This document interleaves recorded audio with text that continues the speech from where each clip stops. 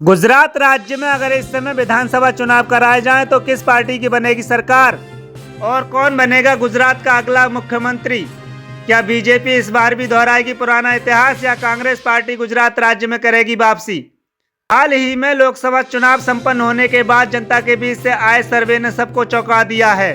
तो क्या है वह ओपिनियन पोल सर्वे, ये जानने से पहले हम आपको बता दें कि गुजरात राज्य में विधानसभा की कुल 182 सीटें आती हैं और राज्य की सरकार बनाने के लिए बहुमत का जो आंकड़ा है वह 92 सीटों का है। यानी कि किसी भी पार्टी को अपनी सरकार बनाने के लिए 92 सीटों को जीतने की आवश्यकता होती है। तो आइए जानते हैं जिलेवार की किस पार्टी को किस जिले में कितनी सीटों पर बढ़त दिखाई दे रही है। तो सबसे पहले बात करें जामनगर जिले की। जामनगर में विधानसभा की 5 सीटें आती हैं। इन 5 सीटों के ओपिनियन पोल पर नजर डालें तो यहां पर बीजेपी के खाते में 3 सीट जाने का अनुमान है।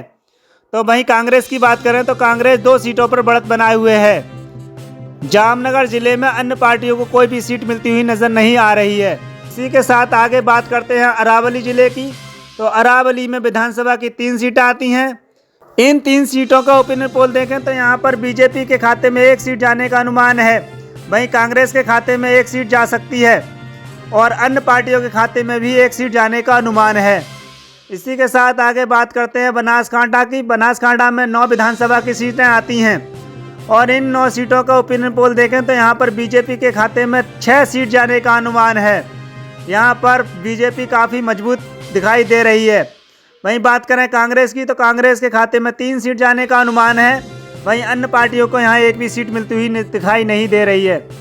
वहीं आगे बात करें सुरेंद्रनगर की 5 विधानसभा सीटों की तो इन सीटों में से बीजेपी के खाते में 3 सीट जाने का अनुमान है। तो वहीं कांग्रेस के खाते में भी 1 सीट जाने का अनुमान है। वहीं अन्य पार्टियों के खाते में 1 सीट जा सकती है। इसी के साथ आगे बात करें बलसाड़ा की तो बलसाड़ा में भी 5 विधानसभा की सीटें आती हैं और इन 5 सीटों का ओपिनियन पोल देखें तो यहाँ पर बीजेपी के खाते में 4 सीट जाने का अनुमान है। वहीं कांग्रेस के खाते में 1 सीट जा सकती है। अन्य पार्टियों को यहाँ 1 भी सीट मिलती हुई दिखाई नहीं दे रही है। इसी के साथ आगे बात करें बड़ोदरा की 10 विधानसभा सीटों की तो इन 10 सीटों का ओपिनियन पोल देखें तो यहाँ पर बीजेपी के खाते में 6 सीट जाने का अनुमान है। तो वहीं कांग्रेस के खाते में 3 सीट जा सकती हैं। वहीं अन्य के खाते में 1 सीट जाने का अनुमान है। बड़ोदरा में बीजेपी उभरती हुई पार्टी दिखाई दे रही है। इसी के साथ आगे बात करते हैं भरूच जिला की। तो भरूच जिला में विधानसभा की 5 सीटें आती हैं।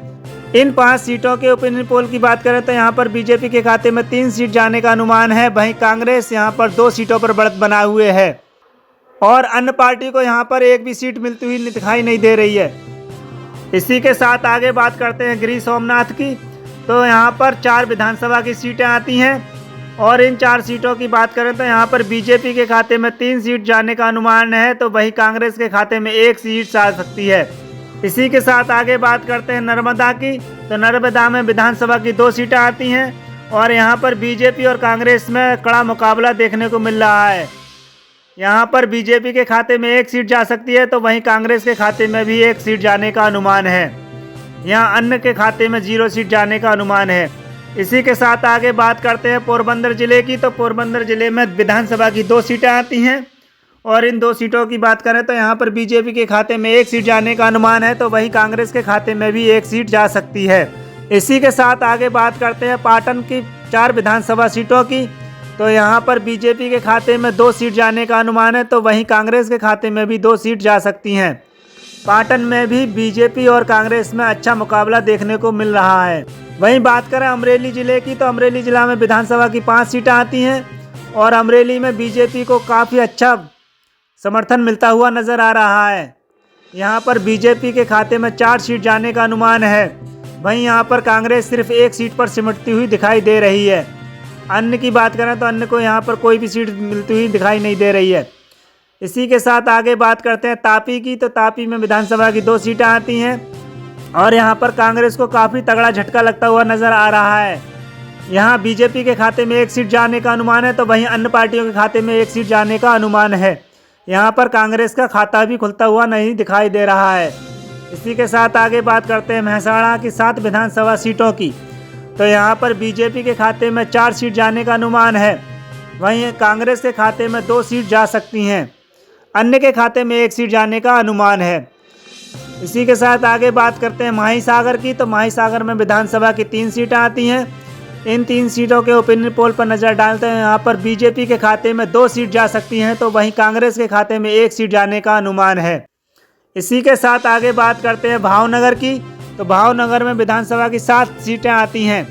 इन 7 सीटों के ओपिनियन पोल पर नज़र डालें तो यहाँ पर बीजेपी के खाते में 5 सीट जाती हुई नज़र आ रही हैं। वहीं यहाँ पर कांग्रेस 2 सीटों पर बढ़त बनाए हुए है।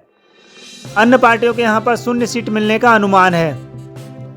इसी के साथ आगे बात करते हैं कच्छ की 5 विधानसभा सीटों की। तो यहाँ बीजेपी के खाते में 2 सीट जाने का अनुमान है, तो वहीं कांग्रेस भी यहाँ पर 2 सीटों पर बढ़त बनाए हुए है। अन्य पार्टी के खाते में यहाँ पर 1 सीट जाने का अनुमान है। आगे बात करते हैं पंचमहल की 5 विधानसभा सीटों की। तो यहाँ पर बीजेपी के खाते में 3 सीट जाने का अनुमान है, तो वहीं कांग्रेस के खाते में 2 सीट जाने का अनुमान है। वहीं अन्य के खाते में यहाँ 0 सीट जाने का अनुमान है। इसी के साथ आगे बात करें डोंग की।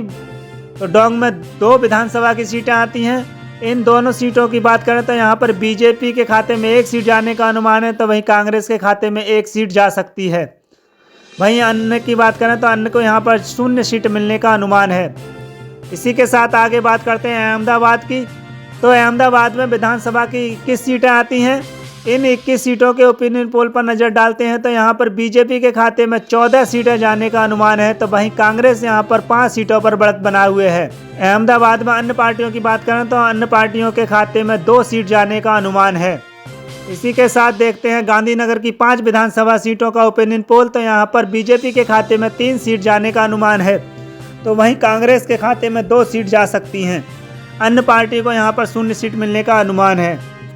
वहीं बात करते हैं देवभूमि द्वारका की। तो देवभूमि द्वारका में विधानसभा की 2 सीटें आती हैं। इन 2 सीटों के ओपिनियन पोल पर नज़र डालें तो यहाँ पर कांग्रेस को काफ़ी तगड़ा झटका लगता हुआ नज़र आ रहा है, क्योंकि यहाँ पर बीजेपी के खाते में 2 सीट जाने का अनुमान है, तो वहीं अन्य के खाते में 0 सीट जाने का अनुमान है। और कांग्रेस यहाँ पर अपना खाता भी नहीं खोल पा रही है। इसी के साथ देखें खेड़ा की 7 विधानसभा सीटों का ओपिनियन पोल। तो यहाँ पर बीजेपी के खाते में 4 सीट जाने का अनुमान है। वहीं बात करें कांग्रेस की, तो कांग्रेस 2 सीटों पर बढ़त बनाए हुए है। वहीं अन्य पार्टियों के खाते में 1 सीट जाने का अनुमान है। इसके साथ बात करते हैं राजकोट की। तो राजकोट में विधानसभा की 8 सीटें आती हैं। और इन 8 सीटों की बात करें तो यहाँ पर बीजेपी के खाते में 6 सीट जाने का अनुमान है, तो वहीं कांग्रेस यहाँ पर 2 सीटों पर बढ़त बनाए हुए है। अन्य पार्टियों के खाते में 0 सीट जाने का अनुमान है। इसी के साथ आगे बात करते हैं दाहोद की। तो दाहोद में विधानसभा की 6 सीटें आती हैं। इन 6 सीटों को ओपिनियन पोल पर नज़र डालें तो बीजेपी के खाते में 4 सीट जाने का अनुमान है। तो वहीं कांग्रेस की बात करते हैं तो कांग्रेस यहाँ पर 2 सीटों पर बढ़त बनाए हुए है। वहीं अन्य पार्टियों के खाते में 0 सीट जाने का अनुमान है। इसी के साथ आगे देखते हैं बोटाड की 2 विधानसभा सीटों की। तो यहाँ पर बीजेपी के खाते में 1 सीट जाने का अनुमान है। वहीं यहाँ पर कांग्रेस के खाते में भी 1 सीट जाने का अनुमान है। इसी के साथ देखते हैं आगे जूनागढ़ की 5 विधानसभा सीटों का ओपिनियन पोल। तो यहाँ पर बीजेपी के खाते में 2 सीट जाने का अनुमान है, तो वहीं कांग्रेस भी यहाँ पर 2 सीटों पर बढ़त बनाए हुए है। अन्य पार्टियों के खाते में यहाँ पर 1 सीट जाने का अनुमान है। इसी के साथ बात करते हैं सूरत की। तो सूरत में विधानसभा की 16 सीटें आती हैं। इन 16 सीटों के ओपिनियन पोल पर नज़र डालें तो यहाँ पर बीजेपी 10 सीटों पर बढ़त बनाए हुए है। वहीं कांग्रेस के खाते में 4 सीट जाने का अनुमान है। वहीं अन्य पार्टी के खाते में भी यहाँ पर 2 सीट जाने का अनुमान है। इसी के साथ बात करते हैं साबरकांठा की। तो यहाँ पर विधानसभा की 4 सीटें आती हैं। इन 4 सीटों की बात करें तो यहाँ पर बीजेपी और कांग्रेस में अच्छा मुकाबला होता हुआ दिखाई दे रहा है। यहाँ पर बीजेपी 2 सीटों पर बढ़त बनाए हुए है, तो वहीं कांग्रेस के खाते में 2 सीट जाने का अनुमान है। यहाँ पर अन्य पार्टियों को 0 सीट मिलने का अनुमान है। इसी के साथ बात करते हैं मोरबी की 3 विधानसभा सीटों की। तो यहाँ पर बीजेपी के खाते में 2 सीट जाने का अनुमान है, तो वहीं कांग्रेस 1 सीट पर बढ़त बनाए हुए है। यहाँ पर अन्य पार्टियों के खाते में 0 सीट जाने का अनुमान है। इसी के साथ बात करते हैं बंसारी की। तो बंसारी में विधानसभा की 4 सीटें आती हैं। इन 4 सीटों के ओपिनियन पोल पर नज़र डालें तो यहाँ पर बीजेपी के खाते में 1 सीट जाने का अनुमान है। तो वहीं कांग्रेस की बात करते हैं तो कांग्रेस यहाँ पर 2 सीटों पर बढ़त बनाए हुए है और अन्य पार्टियाँ यहाँ पर 1 सीट पर बढ़त बनाए हुए हैं। इसी के साथ बात करते हैं आनंद की। तो आनंद में विधानसभा की 7 सीटें आती हैं और यहाँ पर 7 सीटों के ओपिनियन पोल देखें तो बीजेपी के खाते में 4 सीट जाने का अनुमान है, तो वहीं कांग्रेस यहां पर 2 सीटों पर बढ़त बनाए हुए है। अन्य पार्टी के खाते में यहां पर 1 सीट जाने का अनुमान है। इसी के साथ बात करते हैं छोटा उदयपुर की, तो छोटा उदयपुर में विधानसभा की 3 सीटें आती हैं। इन 3 सीटों के ओपिनियन पोल पर नज़र डालते हैं तो यहाँ पर देखते हैं कि बीजेपी के खाते में 2 सीट जाने का अनुमान है, तो वहीं कांग्रेस यहाँ पर 1 सीट पर बढ़त बनाए हुए है। इसी के साथ गुजरात की 182 विधानसभा सीटों का ओपिनियन पोल सामने निकल कर आया है। तो यहाँ पर जो अनुमानित आंकड़े निकल कर आए हैं गुजरात के, वो इस प्रकार हैं कि बीजेपी के खाते में 111 सीट जाने का अनुमान है, तो वहीं कांग्रेस यहाँ पर 57 सीटों पर बढ़त बनाए हुए है। आम आदमी पार्टी और अन्य पार्टियों के खाते में यहाँ पर 14 सीट जाने का अनुमान है। हम आपको बता दें ये सिर्फ अनुमानित आंकड़े हैं, और जब चुनाव होंगे और उसके जो नतीजे आएंगे वो हमारे अनुमानित आंकड़ों से भिन्न हो सकते हैं। इसी के साथ हमारे चैनल को सब्सक्राइब करें और हमारी वीडियो को अपने दोस्तों में ज़्यादा से ज़्यादा शेयर करें, और कमेंट्स में ज़रूर बताएं कि हमारी खबर आप किस राज्य और किस ज़िले से देख रहे हैं, और आपको क्या लगता है कि गुजरात में जब चुनाव होंगे तो किसकी बनेगी सरकार। अपनी राय कमेंट्स में ज़रूर दें।